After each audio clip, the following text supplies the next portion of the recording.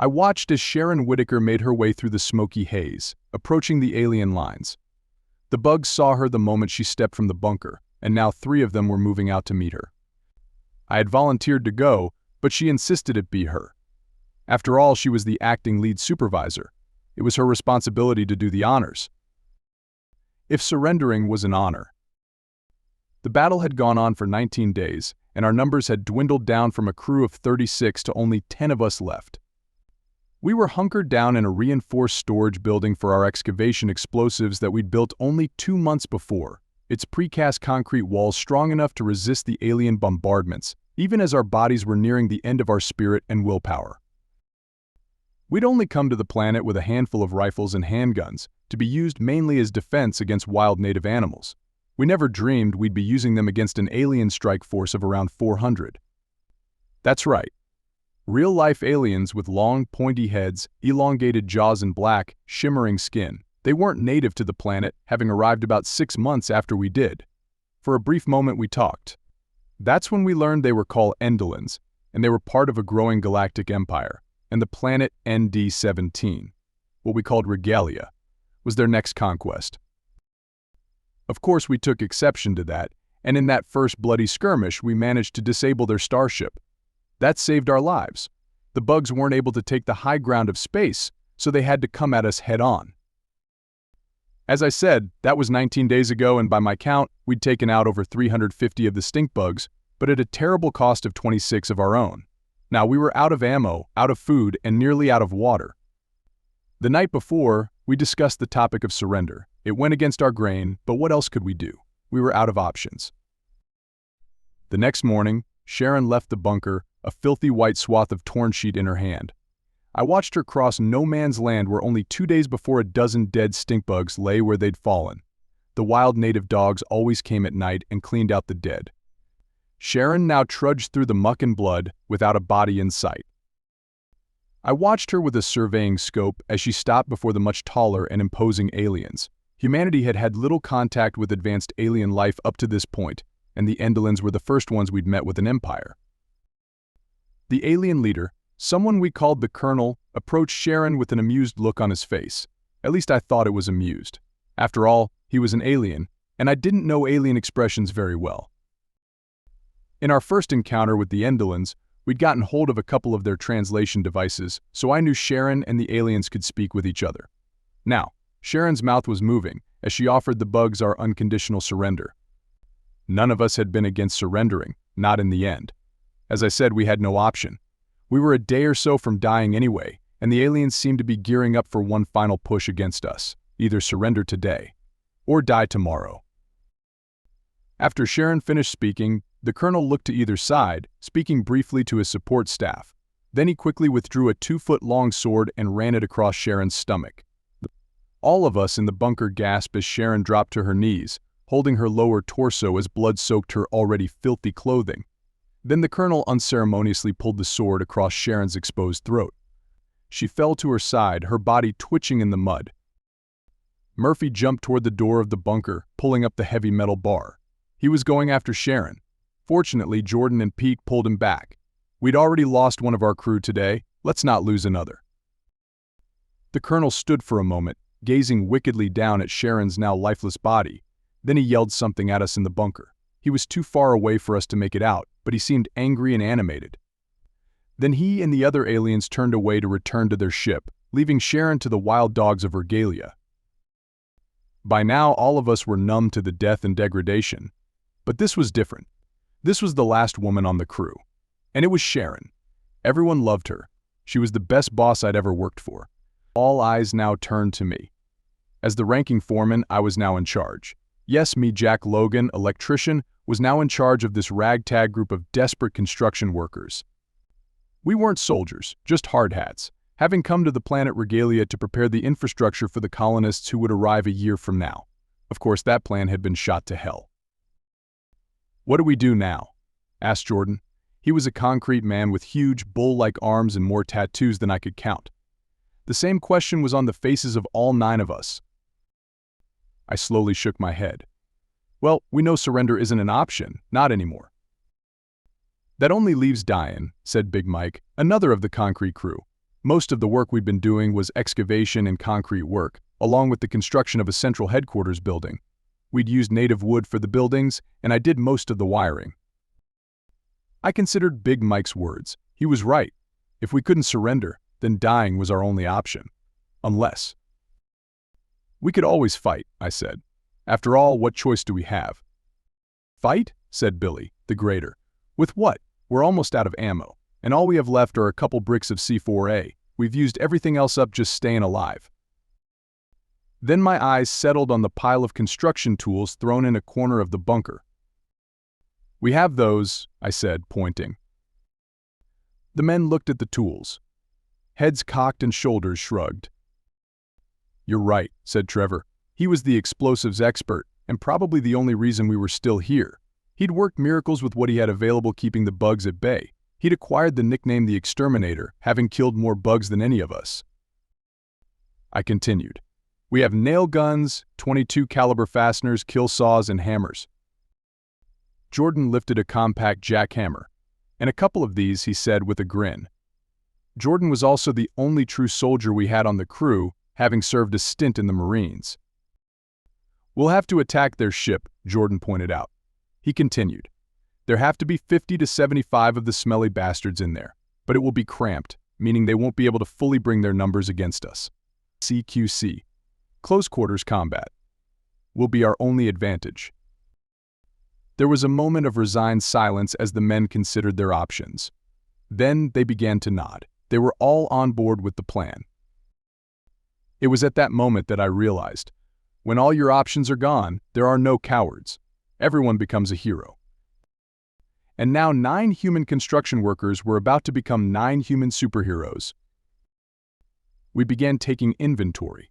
All the tools were battery-powered, and we had plenty of packs and chargers. These were the latest lithium-cobalt batteries with 12 hours of life per charge. We also had several million 3.5 long framing nails for the guns. We'd have to secure the safety brackets so the gun could shoot the nails, but every carpenter knew how to do that. And Jordan was right, we'd have to get aboard their ship and meet the bugs face to face. That shouldn't be too hard. From what we learned early on, the aliens weren't that strong or tough-skinned, and their reaction time was rather slow. The only advantage they had going for them were their numbers. And now they'd left us no option but to fight them hand to hand. It was us against them. That idiot colonel had forced our hand when he killed Sharon. Now he had to be taught a lesson, that you don't mess with the humans. We each strapped on our tool belts, some of us wearing 2, where we placed hammers and extra nail cartridges, box cutters and 18-inch long screwdrivers. We taped back the guards on the circular saws and the nail guns. We took reciprocating saws and the bolt guns with extra cartridges. And then Trevor took the last 2 bricks of a C4A and placed them in a knapsack he slung over his shoulder. I surveyed the crew.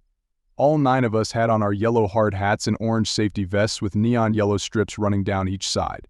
We debated whether or not to wear them, thinking they might make us targets. But then we decided to wear them. We would look like a unit, part of a team of badass construction. Warriors. That should scare the shit out of the aliens.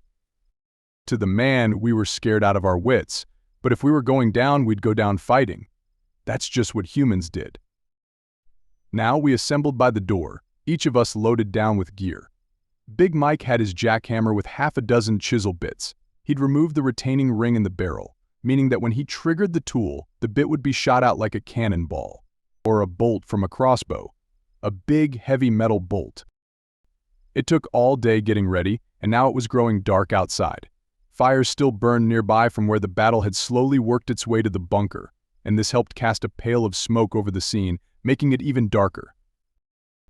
The aliens knew we had nowhere else to go, so they seldom posted sentries. They were that cocky. So when we moved out from the bunker, we were able to slip to the south and approach their crippled starship from the cover of the nearby jungle. Their ship was about a football field in length and half as wide. It had 3 levels with huge gravity drive generators bulging out of the aft section. The generators were the part of the ship that we were able to disable at the start of the fight. The Endolins were working to fix them, and eventually they would, if we gave them the chance. There were a couple of the bugs sitting on metal chairs near the rear loading ramp. This is where most of their troops would disembark at the beginning of each battle day. I led the way, sprinting up to the aliens with a nail gun in one hand and kill saw in the other. It really wasn't called a kill saw, but in this case it was. The bug eyes of the bugs grew wide as they spotted me, but I'm a human. I'm a lot faster than the bugs are, and as I got within 5 feet of the aliens, I began spitting nails at them while revving the circular saw. Several of the nails embedded themselves in the thin body armor the aliens wore, penetrating to the body underneath. The impact sent both creatures tumbling backward, and that's when I stepped over them and swiped the zinging saw blade across their heads. It was not a pretty sight. But then, neither was Sharon Whitaker being eviscerated. It served the bastards right. Now, the rest of the crew raced past me and into the large cargo hold of the spaceship. It didn't take long for the word to circulate that the ship was under attack, and now shiny-skinned bugs were coming out of the woodwork like roaches when the lights came on. I watched with amusement as Aaron dropped a shoulder into a bug, while bending over and shooting an anchor bolt into a foot with a .22 caliber round from the fastener. The weapon made a horrendous boom, followed by the screams of the impaled alien. Then I ran past, again swiping my rotating blade across the alien's chest, easily slicing through the metal armor. Nails were flying past me, clearing the passageway of opposition. Jordan was right. The aliens were stacking up on themselves, with no more than 2 or 3 able to come to bear against us at a time, while dozens more were crowded in behind them. Now Big Mike brought up his jackhammer weapon. Coming through. He yelled, and we cleared the way for him. He triggered the jackhammer, and a split second later, a 20-pound shaft of hardened steel shot out of the tool and crashed into the phalanx of alien warriors. Then he slipped in another bit and fired again. The carnage was effective. The Endolins had incredibly thin skin and bones, so it didn't take much to shatter their weak bodies. Soon, the wall of opposition became a stampede. To the rear. But we didn't let up. Once the battle turned into a rout, it was easy to slip up on the aliens and place a dozen nails into the back of their heads before they knew what was happening. We withdrew framing hammers and screwdrivers from our tool belts, using anything we had as a weapon. As I said, it wasn't pretty, but it did the job. As it turned out, our little cache of construction tools had the firepower to turn the tide of the battle. For their part, the aliens' own weapons were ineffectual. They used kinetic guns, just as we did on Earth, but with the potential of such weapons to rupture hulls and portholes, most of them were locked away in an armory until being issued at the beginning of the next day's fighting, even when they were on the surface of a planet. That was just their standard operating procedure. And where were the weapons stored? Where else? In the cargo hold. And who controlled the cargo hold? We did, and had since the first few moments of the battle. 50 minutes later, the remaining 5 members of my crew were mopping things up. I lost a few men. That was inevitable, but if we'd stayed in the bunker, we would all have died. We captured the colonel and another officer, while all the other aliens aboard died. And once we cleaned out the ship of the bodies, the native dogs would be feasting for a week on their carcasses. Now, as the foreman, I got to speak to the colonel. Holding the translation rod in my hand, I looked from one alien to the next. Then I focused on the colonel. "It didn't have to go down like this," I said to him. "We weren't causing any trouble. We were no threat to you." The colonel snarled. "Not causing trouble? How dare you? Why else would a team of elite soldiers be stationed on this planet? It is because you have plans to invade Endolin territory." I looked at Big Mike and laughed. He thinks we're some elite military unit. Mike laughed, as did the rest of the crew. Now I interpreted the colonel's expression as one of confusion. "You mean you are not an elite military unit?" he asked. "We aren't even a military unit, elite or otherwise," I told the alien. "We're just a crew of construction workers. Do you know what that means?" The colonel nodded very human-like. Yes, I understand construction, but you fought. Like warriors." I continued to smile. "That's because we are a race of warriors, but not everyone is in the military. You really thought we were soldiers?" The colonel looked crestfallen. "Yes, I did. My ship contains elements of the top fighters of my species. We are the best." I held up my hand. "If you're the best your species has to offer, you better hope you never face our Marines, Navy SEALs, or Army Rangers. You think we're badass. You ain't seen nothing yet." It took a while for the colonel to get the full translation of what I said. but eventually both he and the other officer got the message. Then I looked at the younger alien. "You get to live," I told him. "Take the lifeboat and return to your people. Tell them what happened here." The colonel interrupted. "I am the senior commander here. I should be the one to return and give the report. Kandan is but a second lead. He is no one." The young officer looked quickly at his commander but said nothing. I just smiled. "I'm sorry," I said to the colonel, "but that's not going to happen. We'll let Kandan go. But you. I have plans for you." The colonel continued to protest, even as the small 3-person lifeboat lifted from the planet's surface with only Kandan aboard. He also protested as the men and I dragged him to the field where Sharon Whitaker had been murdered. And he continued to protest as we staked his body out on the ground and then left him there overnight. When we came back the next morning, there was nothing left of the alien officer, just a few lengths of chewed rope. I smiled, knowing that the wild dogs had had a good meal the night before. After all, I've always been an animal lover, but I hate bugs. This has been Hard Hats vs. Aliens Part 1, an original short story by sci-fi novelist T.R. Harris. You can watch Hard Hats vs. Aliens Part 2 by clicking on the link in the description or on the end card at the end of this video. And if you enjoyed this video, please like and subscribe to my channel. For almost 13 years, I have been writing science fiction novels with an HFY slant, where humans are the supermen and women of the galaxy, the species to be feared and respected. You can find all of my 70+ novels on Amazon. Just follow the link in the channel description or go to my website at bytrharris.com. Thank you for watching.